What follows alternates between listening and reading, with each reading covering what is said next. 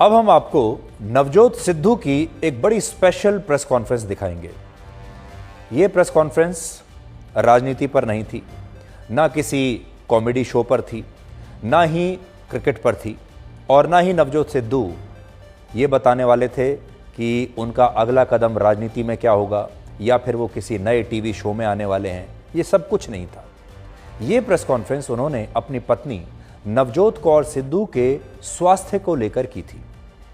सिद्धू ने बताया कि उनकी पत्नी कैंसर के 4th स्टेज को हराकर फिर से स्वस्थ हो गई हैं, और यह इसलिए संभव हुआ क्योंकि उनकी पत्नी ने अपने खान पान में, अपनी डाइट में, अपनी जीवन शैली में कई जरूरी और बड़े बदलाव किए। सबसे पहला बदलाव उन्होंने अपने खान पान में किया। उन्होंने अपने खाने से शुगर को यानी चीनी को पूरी तरह से हटा दिया। दूध और चीनी वाली चाय को छोड़ दिया। चाय की जगह वो हर रोज सुबह दालचीनी, काली मिर्च, लौंग और छोटी इलायची को पानी में मिलाकर पीती थी।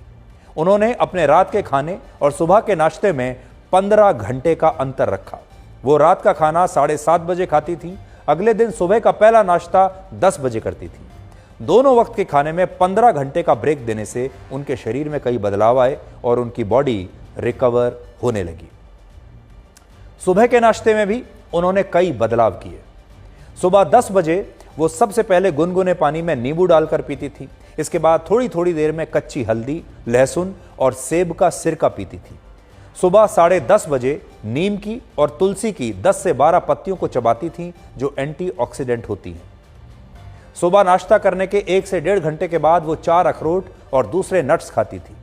फिर दोपहर में कद्दू, अनार, गाजर, आंवला या चुकंदर का जूस पीती थी।